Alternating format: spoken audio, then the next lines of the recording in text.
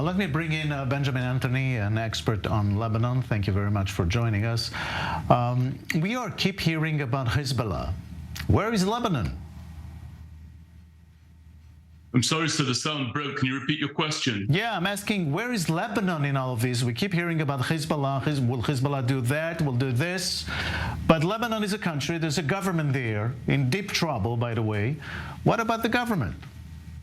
Well, first of all, according to the latest reports with regard to Lebanon itself, they have actually vacated all commercial airlines from their airport there inside the country for fear that that airport is going to be targeted by the Israel Defense Forces in case of a widening conflagration. They've also circulated toward their personnel manuals for how and what they ought to do in the event of a conflagration between Israel and Hezbollah that drags Lebanon into that. Whether or not they still have the capability to do that, speaking to what you alluded to in your question, a country in deep, deep trouble, basically a failed or failing state, remains to be seen.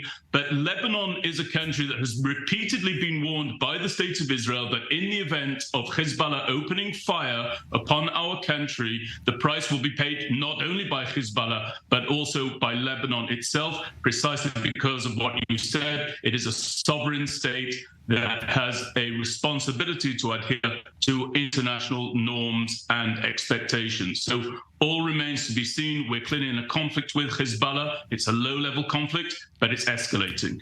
Do you see any signs that the Lebanese government is doing putting any efforts to avoid this kind of catastrophe for them? I think it's very clear that the Lebanese government would like to avoid having the Israel Defense Forces open fire on Lebanese soil proper. But there's a problem. Hezbollah, when we last were engaged with them, they were not part of the Lebanese government. They now very much do play a role in the political echelons in Lebanon. And therefore, Israel is right, absolutely right, and absolutely justified in attaching responsibility for the actions of Hezbollah to the state of Lebanon. And I'm saying again and mentioning again that this country is in a very deep economic trouble, Lebanon. I mean, the last thing they need is another war. And I'm still not hearing from the leaders of the country, of Lebanon, saying anything that is contributing to maybe avoiding a war.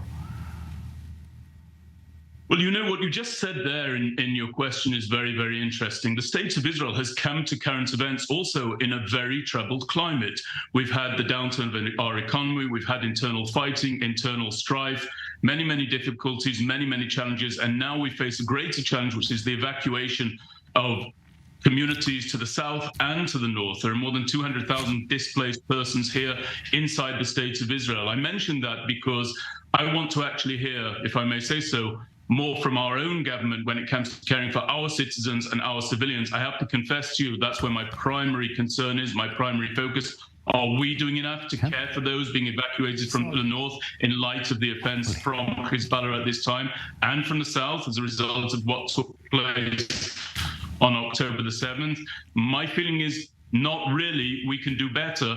And it's to my government that I'm listening. It's the voices from my government that I want to hear more loudly. What Lebanon has to say, to be perfectly frank with you, far less important to me, because I don't believe that they have the power or the ability to restrain Hezbollah. Hezbollah is not primarily answerable to the Lebanese government. We all know to whom it is answerable. It's to the mullahs of Iran.